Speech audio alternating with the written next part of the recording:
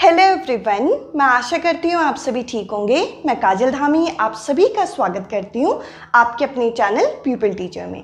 आज के इस वीडियो से हम सीटेट 2021 की तैयारी को शुरू करते हुए पेपर 2 की गणित हम शुरू कर रहे हैं, जिसमें मैं आप लोगों के साथ टॉपिक वाइज पहले कंटेंट को एक्सप्लेन करूंगी और उसके बाद हम प्रीवियस ईयर प्रश्नों को भी डिस्कस करेंगे।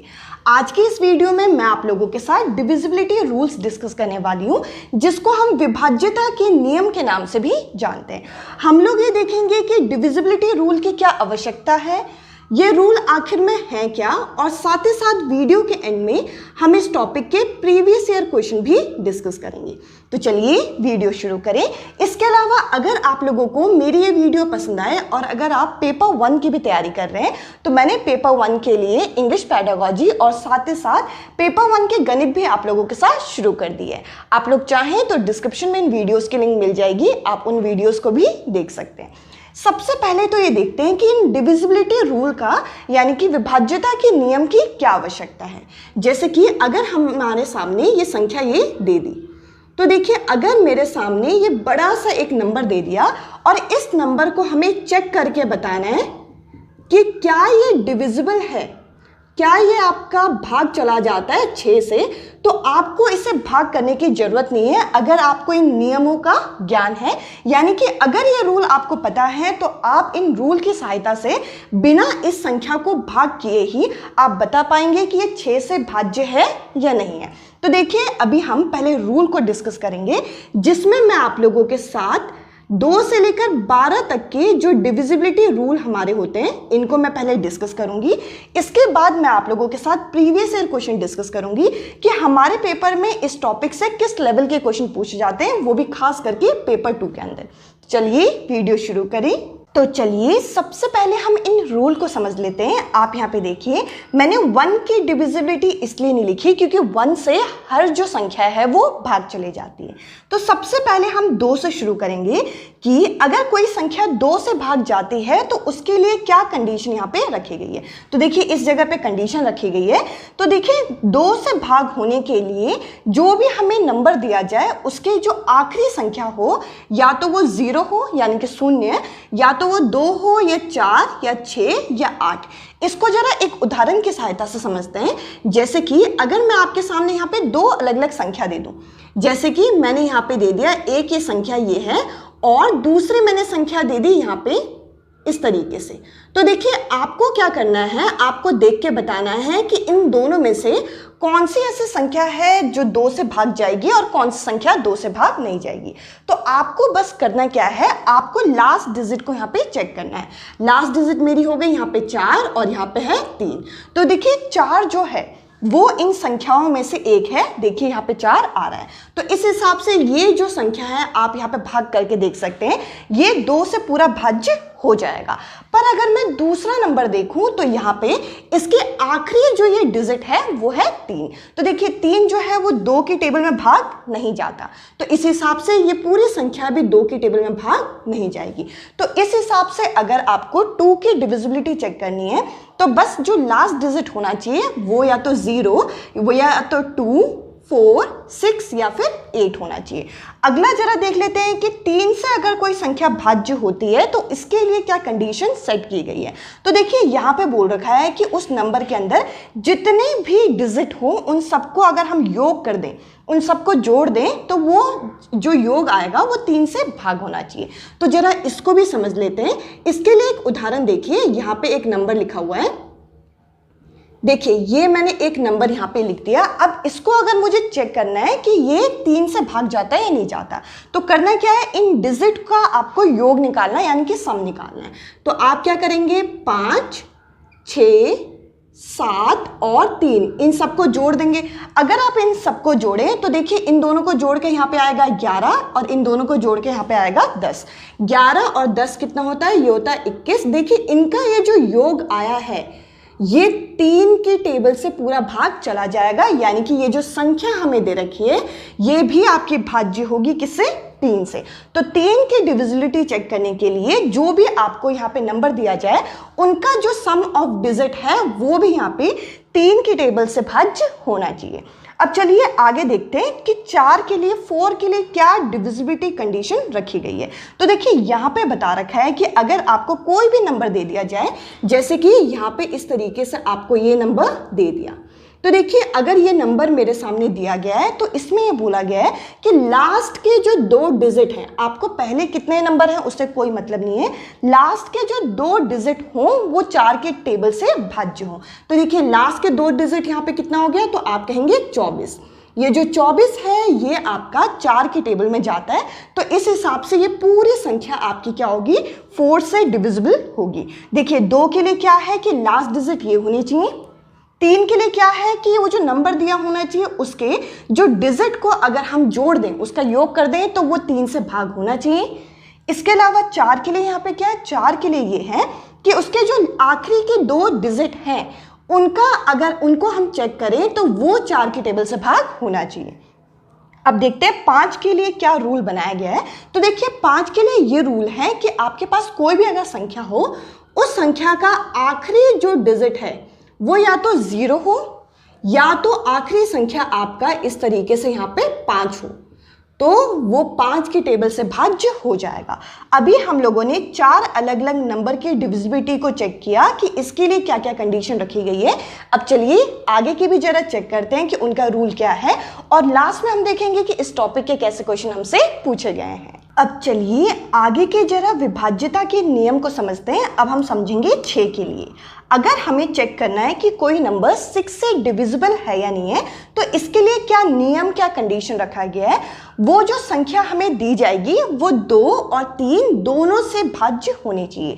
इसके लिए जरा एक उदाहरण देख लेते हैं, जैसे कि यहाँ पे दे रखा है 8, 8, 6, 2।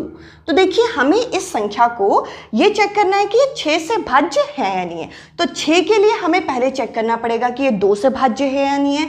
तो देखिए 2 के लिए क्या होना चाहिए, आखिरी जो डिजिट है वो या तो 0 या 2 या 4 या 6 या 8 होना चाहिए। तो देखिए 2 यहाँ पे मिल गया, तो इस हिसाब से ये 2 से यहाँ पे भाज्य है।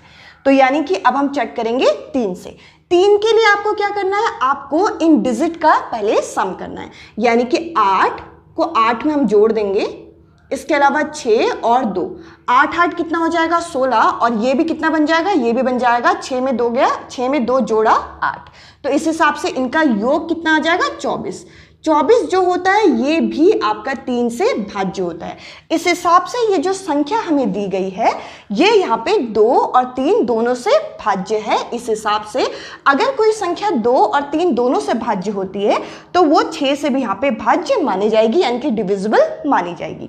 अब हम अगला कंडीशन देखते हैं जो कि 7 के लिए बनाया गया है। तो देखिए इस रूल को समझाने के लिए मैं आप लोगों को पहले एक उदाहरण को समझाऊंगी, इससे आपको ये रूल यहाँ पे क्लियर हो जाएगा। तो देखिए ये जो संख्या लिखी है, इस संख्या को मैं यहाँ उतार देती हूँ, ये है 385। तो देखिए अगर हमें कोई भी ऐसा एक नंबर दे दिया जाए तो आपको करना क्या है, आपको ये जो लास्ट वाली जो डिजिट दे रखी है इसको आपको डबल कर देना है। इसको हम क्या करेंगे, इसको हम यहाँ पे डबल कर देंगे, यही इसका रूल है। तो देखिए हम डबल कर देंगे तो 2 से हम इसे मल्टीप्लाई कर देंगे, यहाँ पे हमने 2 से गुणा कर दिया। 2 से गुणा करने के बाद इसको आप यहाँ पे उतार दीजिए, ये कितना आ गया, ये आ जाएगा आपका 10। अब आपको करना क्या है, आपको ये जो आंसर आया यानी कि ये जो 10 आया है इसको आपको यहाँ पे माइनस करना है, यानी कि आपको इसे घटाना है, किससे, जो इसके आगे जितनी भी संख्या यहाँ पे दी गई होगी। इसके आगे कितना दिया गया है, आप कहेंगे यहाँ पे 38 दे रखा है। तो देखिए 38 में से इस 10 को हम माइनस करेंगे तो आ जाएगा आपका 28 यानी कि 28। आपको करना क्या था, इस रूल में सबसे पहले हम लोगों को जो लास्ट डिजिट हमें दी गई है उसको हमें डबल करना है। डबल हमने करके इसे सॉल्व कर दिया। इसके बाद ये जो भी आया है आपको करना क्या है, इसको घटाना है। इसके आगे आपकी 2 संख्या हो चाहे 3 संख्या हो, आपको उससे इसे आपको घटा देना है। अब देखिए यहाँ पे आ गया 28। अब आपको चेक करना है ये जो 28 आपका आया है ये 7 से आपका भाग होता है या नहीं होता। तो देखिए 7 से आप देखिए 7 1 जा 7, 7 2 जा 14, 7 3 जा 21, 7 4 जा 28, यानी कि 4 भाग में ये पूरा का पूरा भाग हो जाता है। इस हिसाब से यहाँ पे डिविजिबिलिटी बनाई गई है 7 की। आई होप आप लोगों को ये समझ में आ गया होगा। अब चलिए आगे बढ़ते हैं और अब हम समझते हैं कि 8 के लिए किस तरीके का रूल यहाँ पे बनाया गया है। जैसे यहाँ पे 4 के लिए रूल बनाया गया था, 4 के लिए क्या था कि आखिरी की जो 2 संख्या है वो 4 से भाज्य होनी चाहिए। तो देखिए 8 के लिए क्या बनाया गया है कि जो आखिरी की 3 डिजिट हो वो 8 से भाज्य होनी चाहिए। जैसे कि अगर हम उदाहरण के लिए एक यहाँ पे डिजिट लें, यहाँ पे मैंने ले लिया 1800। अगर मुझे 1800 को चेक करके बताना है कि ये 8 से भाज्य है या नहीं है, तो मैं आखिरी की ये जो 3 संख्या है, आखिरी की ये जो 3 संख्या है आप यहाँ पे देख सकते हैं, ये है आपका 800। हमें बस 800 को यहाँ पे चेक करना होगा कि ये 8 से भाज्य है या नहीं। तो देखिए 800 जो होता है ये 100 बारी में आपका 8 से भाज्य होता है। इस हिसाब से ये जो 1800 होगा ये भी आपका 8 के टेबल से डिविजिबल होगा। तो देखिए अभी हम लोगों ने 3 अलग अलग रूल देख लिए। 6 के लिए क्या बनाया गया है, 6 के लिए यह है कि वो 2 और 3 दोनों से भाज्य होना चाहिए। 7 के लिए क्या है, आखिरी वाले डिजिट को आप डबल कर दीजिए, डबल करके जो भी आंसर आए उसको आप माइनस कर दीजिए, घटा दीजिए उसके आगे की संख्या से, वो जो आपका उत्तर आएगा वो 7 से भाज्य होना चाहिए। इसके अलावा 8 से के लिए क्या है, 8 के लिए आखिरी के जो 3 डिजिट हैं वो 8 से भाज्य होनी चाहिए। अब चलिए 9 के लिए देख लेते हैं। 9 के लिए क्या है, जैसे कि मैंने यहाँ पे एक उदाहरण ले लिया 3, 7 और 8, यहाँ पे हमें एक नंबर दे दिया गया है। अब ये चेक करना है कि ये 9 से भाज्य है या नहीं है। तो आपको करना क्या है, ये जो आपको नंबर दे रखा है इसमें जितने भी डिजिट होंगे आपको इसे योग कर देना है। और इसी तरीके से रूल आपका 3 के लिए भी बनाया गया था। तो 3 और 9 के लिए जो रूल है वो बिल्कुल सेम है। तो देखिए इनका अगर हम योग करें तो 3 में हम 7 जोड़ेंगे तो ये आ जाएगा 10, और 10 में हम 8 जोड़ेंगे तो आ जाएगा 18। जो ये 18 है ये 9 से भाज्य होता है, वो भी 2 बारी में। इस हिसाब से ये जो संख्या हमें दे रखी है वो भी यहाँ पे 9 से भाज्य होगी। अब चलिए आगे जरा 10, 11 और 12 का भी डिविजिबिलिटी रूल जरा डिस्कस करते हैं, उसके बाद हम प्रीवियस ईयर क्वेश्चन करेंगे। ये पहले हम 10 का, फिर 11 और 12 का डिविजिबिलिटी रूल हम डिस्कस करेंगे।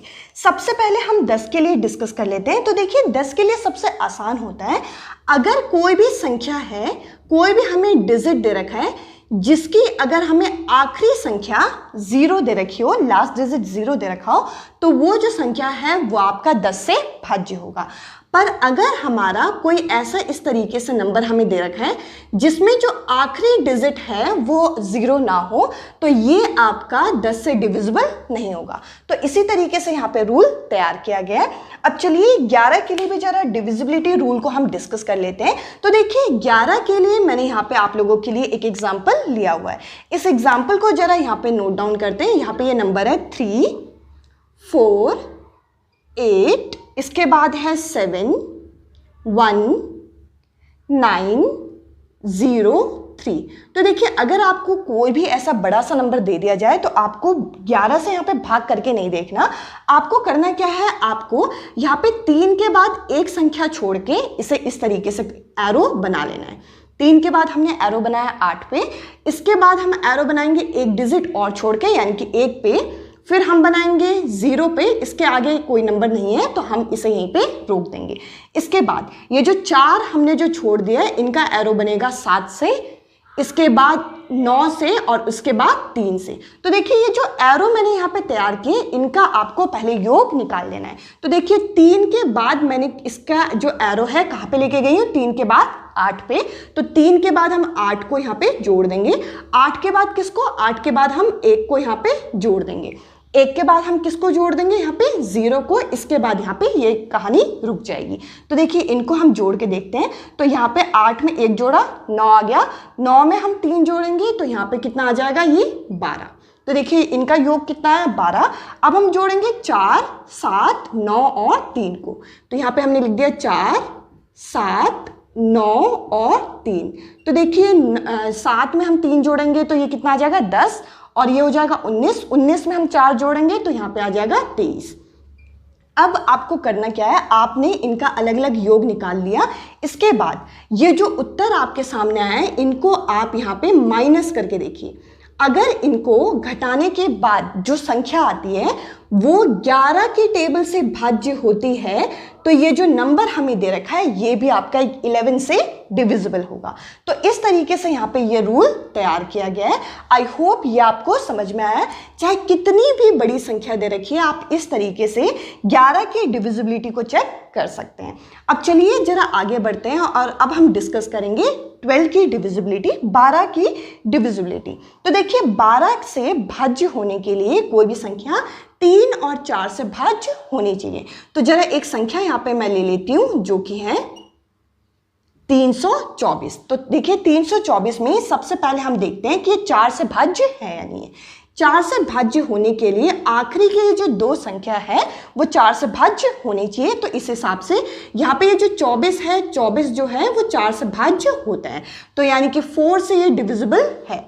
इसके अलावा अगर हम 3 से चेक करें तो 3 से चेक करने के लिए इनका जो सम ऑफ डिजिट है, यानी कि ये जो नंबर है इनका अगर हम योग कर दें तो ये यहाँ पे 3 से भाज्य होने चाहिए। तो देखिए इनको आप जोड़ के देख लीजिए। अगर आप यहाँ पे जोड़ेंगे तो इनका जो योग आएगा ये आएगा 9। 9 जो होता है ये 3 से भाज्य होता है। इस हिसाब से हम ये कह सकते हैं कि ये जो संख्या हमें दे रखी थी 324, ये यहाँ पे 3 से भी भाज्य है और 4 से भी भाज्य है, तो ये 12 से भी यहाँ पे भाज्य होगी। अभी तो हमने ये रूल डिस्कस किए डिविजिबिलिटी के। अब जरा हम देखते हैं कि सीटेट की परीक्षा में पेपर 2 के अंदर हमसे इस टॉपिक से कैसे प्रश्न पूछे गए हैं। ये जो प्रश्न है हम लोगों से सीटेट की परीक्षा में 2018 में पूछा गया था पेपर 2 के अंदर। तो देखिए इस प्रश्न को हम हल कैसे करेंगे। यहाँ पे बोल रखा है कि 7 डिजिट की 7 अंकों वाली एक संख्या है जो कि हमें यहाँ पे दे रखी है। अब ये बोल रखा है कि अगर ये 72 से डिविजिबल हो जाती है, 72 से ये विभाज्य हो जाती है, तो हमें ये बताना है कि इसकी संख्या क्या है, मतलब इसका वैल्यू क्या आएगा।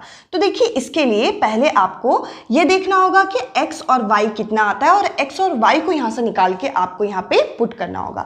तो देखिए यहाँ पर इस प्रश्न के अंदर हमें एक संख्या दे रखी है, ये दे रखी है 134। मैंने यहाँ पे लिख दिया 134। इसके बाद दे रखा है x, उसके बाद दे रखा है मेरे को 5, फिर 8 और उसके बाद दे रखा है y। और ये बोल रहे हैं कि ये जो संख्या है ये किससे भाज्य है, ये 72 से डिविजिबल है। अब आप कहेंगे 72 का तो हमने डिविजिबिलिटी रूल नहीं पढ़ा, तो इसका हम गुणनखंड कर देंगे, इसको हम यहाँ पे फैक्टर बना देंगे। तो इसके क्या फैक्टर बनेंगे, ये यहाँ पे 9 से और 8 से डिविजिबल होता है। 9 8 जा क्या होता है 72, यानी कि अगर ये हमें 72 का डिविजिबिलिटी चेक करना है तो वो हम किस में चेक करेंगे, 9 और 8 में। अगर ये 9 और 8 दोनों से भाज्य हो जाता है तो वो 72 से भी भाज्य होगा। पर हमें प्रश्न में पहले से बता रखा है कि ये 72 से भाग जाता है, गया हुआ ये नंबर। तो देखिए हम क्या करेंगे, सबसे पहले इन दोनों रूल की सहायता से x और y को निकाल लेंगे। अब हम क्या करेंगे, हम देखेंगे कि 8 की डिविजिबिलिटी क्या होती है। देखिए इस प्रश्न में कंफ्यूज मत होइएगा, आपको एक संख्या दे दी, वो संख्या 72 से भाज्य है जो कि मैंने यहाँ लिख दिया। अब देखिए 72 का डिविजिबिलिटी रूल हमें नहीं पता, पर हमें पता है कि अगर इसके गुणनखंड कर दें तो ये हमें पता है कि 9 8 से क्या होता है 72। अब ये बता रखा है 72 अगर इससे डिविजिबल है तो यानी कि ये जो संख्या है ये 9 और 8 दोनों से भाग हो जाएगी। तो इसके रूल को हम यहाँ पे लगा रहे हैं जो अभी हमने डिस्कस किया। 8 से कोई भी संख्या भाज्य तब होती है जब उसकी आखिरी की 3 संख्या डिविजिबल हो, किससे, हमारी 8 से। तो देखिए हम क्या करेंगे, यहाँ पे हमने लिख दिया 5 8 और y, यानी कि ये जो है, ये जो संख्या है ये 8 से हमारी भाज्य हो जाएगी। अब देखिए 8 से इसे भाज्य करके देखते हैं। यहाँ पे हमने लिख दिया 5, यहाँ पे लिख दिया 8, उसके बाद लिख दिया y। अब आप कहेंगे y तो यहाँ पे भाग हो नहीं सकता, तो देखिए करके देखते हैं। हमें यहाँ पे पता है कि 8 की टेबल में 58 नहीं आता, पर 58 से छोटा नंबर आता है 7 बार में, कितना आता है 56 नंबर आता है। तो देखिए यहाँ पर मेरे सामने यहाँ पे बच गया 2 शेष। अब देखिए y की हम कौन सी वैल्यू यहाँ पे लगाएं कि ये 8 से पूरा भाज्य हो जाए। देखिए 8 से भाज्य है क्योंकि ये संख्या 72 से भाज्य है, इसका मतलब ये कि 9 से भी भाज्य होगी और 8 से भी भाज्य होगी। तो देखिए 8 की अगर मैं टेबल लिखूं, क्योंकि 8 का हम चेक कर रहे हैं, 8 की अगर मैं टेबल लिखूं, 8 1 जा 8, 8 2 जा 16, 8 3 जा 24, यानी कि एक संख्या है जो कि है 24, जो कि 8 से पूरा भाज्य चली जाएगी और हमें यहाँ पे 2 पहले से दे रखा है। इस हिसाब से हम y की जगह क्या लगा सकते हैं, y की जगह अगर हमने 4 लगा दिया तो ये 3 बारी में चला जाएगा और ये 8 से पूरा भाज्य हो जाएगा। इस हिसाब से हम कह सकते हैं कि y की जगह क्या आना चाहिए, तो आप कहेंगे y की जगह 4 आना चाहिए। तो देखिए यहाँ पर हमने y की जो वैल्यू है वो निकाल ली। अब देखिए कैसे हमने निकाला, दोबारा एक बार और बताती हूँ। हमारे पास एक नंबर दे रखा था और ये जो संख्या है ये किससे भाज्य है, ये आपका 72 से भाज्य है, ये हमें प्रश्न में बता रखा है। और देखिए 72 की डिविजिबिलिटी तो हमें नहीं पता, पर 72 का हमने गुणनखंड किया तो यहाँ पे 9 और 8 आ गया। अगर ये संख्या 72 से भाज्य है तो वो 9 से भी भाज्य होनी चाहिए और 8 से भी। 8 की डिविजिबिलिटी रूल को मैंने लगाया और मैंने यहाँ पे y की वैल्यू कितनी निकाल दी, y की वैल्यू मैंने निकाल दी यहाँ पे 4। तो देखिए y को हम अलग से यहाँ पे रख सकते हैं। इसके अलावा हम 9 की डिविजिबिलिटी रूल को भी लगा के देखते हैं। अब देखिए 9 की डिविजिबिलिटी रूल ये बोलता है कि हम इन सभी संख्या का योग कर दें। जरा इनका योग करके देखते हैं। हमने 1 में 3 जोड़ दिया, 3 में हम इस 4 को जोड़ देंगे, इस x को जोड़ देंगे, 5 को जोड़ देंगे, 8 को जोड़ देंगे और y की जगह इस बार हम क्या लगा सकते हैं, यहाँ पे 4 लगा सकते हैं। अब देखिए इनका हम योग करके देख लेते हैं। इनका योग यहाँ पे कितना आएगा। अब देखिए 4 और 4 को अगर हम जोड़ें तो ये आ जाएगा 8, 8 में 8 जोड़ें तो कितना आ जाएगा, यहाँ पे आ जाएगा 16। तो देखिए 16 मैंने लिख दिया। यहाँ पे क्या किया मैंने, 4 में 4 को जोड़ा और उसके बाद ये 8 था तो 8 उसमें जोड़ दिया तो 16 हो गया। इन दोनों को जोड़ेंगे तो ये भी कितना आ जाएगा, आपका 4 आ जाएगा। तो मैंने इनको भी लिख दिया। अब ये बचा यहाँ पे 5 और x। तो देखिए अब आपको करना क्या है, 16 में हम 4 जोड़ेंगे तो कितना आ जाएगा यहाँ पे, तो आप कहेंगे 20 आ जाएगा। 20 में हम 5 जोड़ेंगे तो यहाँ पे आ जाएगा 25। तो यहाँ पे आ गया 25 और x, यानी कि 25 में हम कितना जोड़ें कि वो 9 से पूरा भाज्य हो जाए, ये हमें देखना है। 9 की अगर हम टेबल लिखें, 9 1 ज़ा 9, 9 2 ज़ा 18, 9 3 ज़ा 27। तो देखिए यहाँ पे 27 आ रहा है और यहाँ पे 25 है। तो यानी कि अगर मैं x की जगह यहाँ पे कितना रख दूँ, 2 रख दूँ तो ये बन जाएगा 27। इस हिसाब से x की जो वैल्यू आ गई वो कितनी आ गई, 2 आ गई। तो हमने 72 की डिविजिबिलिटी को तो नहीं यूज़ किया, हमने 9 और 8 की डिविजिबिलिटी को चेक करके हमने x और y की वैल्यू यहाँ पे निकाल दी।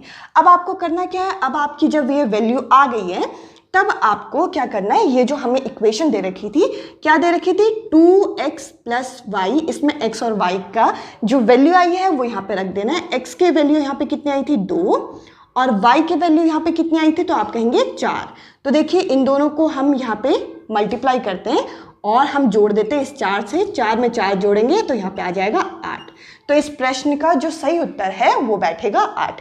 अगर ये क्वेश्चन नहीं समझ में आया तो एक और क्वेश्चन मैं आपके साथ डिस्कस करती हूँ, जिसके बाद ये कोई टॉपिक आपको समझ में आ जाएगा। ये जो प्रश्न मैं आपके साथ डिस्कस करने वाली हूँ ये सीटेट की परीक्षा में हमसे 2019 में पूछा गया है, वो भी पेपर 2 के अंदर। तो देखिए इस प्रश्न का भी सेम पैटर्न यहाँ पे रखा गया है। यहाँ पे 8 डिजिट का हमें एक नंबर दे दिया है, इस नंबर को मैं यहाँ पे उतार देती हूँ। यह है 3 0 x, फिर से यहाँ पे 0 दे दिया गया है और उसके बाद दे दिया गया 8 6 7 और आखिर में दे दिया है y। कह रहे हैं कि ये जो संख्या है ये पूरी की पूरी 88 से डिविजिबल है, यानी कि ये इससे भाज्य है। तो देखिए यहाँ पर अगर हम देखें 88 का तो हमें रूल नहीं पता, पर इसके अगर हम गुणनखंड करें तो ये 8 की टेबल में 11 बार में चला जाएगा, यानी कि आप कह सकते हैं कि 11 की टेबल में 8 बार में चला जाएगा। इन दोनों का योग करेंगे तो हमारे सामने 88 आ जाएगा, सीधी सी ये बात है। अब देखिए हमें 88 का डिविजिबिलिटी रूल तो नहीं पता, पर यहाँ पे हमें 8 और 11 का पता है। तो देखिए इन दोनों के रूल के हिसाब से हम क्या करेंगे, हम x और y के पहले वैल्यू को ज्ञात कर लेंगे। तो देखिए सबसे पहले हम 8 के रूल को लगा रहे हैं। अब देखिए हम इसे 8 से भाग करके देख रहे हैं और प्रश्न के अनुसार ये 8 से भाग हो जाना चाहिए क्योंकि ये 88 से भाग हो जाता है। तो देखिए यहाँ पर हम लिखेंगे 6, फिर लिखेंगे 7 और आखिर में यहाँ पे लिख देंगे y। तो देखिए ये हमारी 3 डिजिट की संख्या है। तो देखिए 8 की टेबल में 67 नहीं आता, पर 8 8 यहाँ पे हमारे सामने 64 आ जाता है। तो देखिए इसको हम यहाँ पे घटा के देखेंगे तो 7 में से 4 गया तो यहाँ पे बचेगा 3। तो देखिए हम y की क्या वैल्यू रखें कि वो 8 से पूरा भाज्य हो जाए। तो हम अगर 8 की टेबल देखते हैं, 8 1 ज़ा 8, 8 2 ज़ा 16, 8 3 ज़ा 24, 8 4 ज़ा 32, यानी कि 4 बार में 32 आ जाता है। 3 यहाँ पे दे रखा है, हम y की जगह अगर हम 2 रखते हैं तो ये पूरा का पूरा भाग हो जाता है, जो कि हमारे प्रश्न की कंडीशन है, क्योंकि ये जो संख्या है ये 88 से डिविजिबल है तो ये 8 से भी डिविजिबल होगी। तो यानी कि y की जो वैल्यू आ गई वो कितनी आ गई, यहाँ से y की वैल्यू आ गई यहाँ पे 2। अब देखिए y की अगर हमारे पास वैल्यू आ गई तो अब हमें चेक करना है कि 11 की क्या वैल्यू होगी। 11 के लिए हमें क्या करना होता है, एक डिजिट छोड़ के हमें इस तरीके से यहाँ पे एरो तैयार कर लेने होते हैं। तो हमने ये एरो यहाँ पे तैयार कर लिए इस तरीके से, और इनका पहले हमें योग निकालना है। तो हम सबसे पहले क्या करेंगे, 3 में कितना जोड़ देंगे, 3 में हम जोड़ेंगे इस x को, इसके बाद हम क्या करेंगे, इस x में कितना जोड़ेंगे, इस 8 को, और 8 में हम कितना जोड़ेंगे, इस 7 को। तो देखिए आपको इनका पहले योग करना है, इनका योग कितना आएगा, हम क्या कर रहे हैं, 8 में 8 16 17, 8 में 8 हो गया आपका 16 17 18, तो 18x आ गया। मैंने इन तीनों संख्या को यहाँ पे जोड़ दिया और x को मैंने यहाँ पे रहने दिया। तो देखिए इनका योग तो ये आ गया। अब हम इनका योग निकालेंगे, ये यहाँ पे दे रखा है 0 0 6 और y, और y की जगह मैं क्या लगा सकती हूँ, y की जगह मैं 2 लगा सकती हूँ। यानी कि यहाँ पर कितना आ गया, यहाँ पे आप कहेंगे ये 0 0 तो आपका यहाँ पे योग होगा नहीं, तो आप इन नंबर को ऐड करेंगे तो 6 में 2 योग किया तो ये बन गया 8। हमारे पास एक साइड आ गया था 18x और दूसरी साइड हमारे पास आ गया था 8। हमें क्या करना है, इन दोनों को यहाँ पे घटा देना है, ये डिविजिबिलिटी रूल 11 का बनता है। देखिए इनको हम घटाएंगे तो यहाँ पे 18 में से 8 गया तो आप कहेंगे कितना बचा, 10, और यहाँ पे x इस तरीके से रह जाएगा। तो ये हमारे पास यहाँ पे फाइनल आंसर आ गया। अब देखिए हम यहाँ पर x की क्या वैल्यू लगाएं कि वो आपका 11 से भाज्य हो जाए। तो देखिए यहाँ पे 10 दे रखा है, तो यानी कि अगर हम x की जगह 1 लगा दें तो ये बन जाएगा कितना, ये बन जाएगा आपका 11, और 11 जो होता है ये 11 से डिविजिबल होता है। इस हिसाब से x की कितनी वैल्यू आ गई 1 और y की कितनी वैल्यू आ गई, तो आप यहाँ पे कहेंगे y की वैल्यू आ गई 2। अब हमें करना क्या है, हमें यहाँ पे एक इक्वेशन दे रखी है। ये इक्वेशन किस तरीके से, 3x + y, x की कितनी वैल्यू आई थी, x की वैल्यू आई थी 1, तो हम यहाँ पे 1 लगा देंगे, और y कितना आया था 2।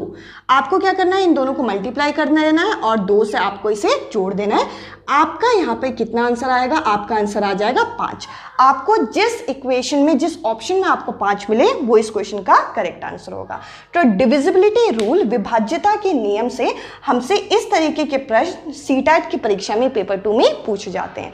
आई होप ये वीडियो आप लोगों को पसंद आई होगी। अब मैं आपसे मिलूंगी अगले वीडियो में अगले टॉपिक के साथ। Bye bye, take care.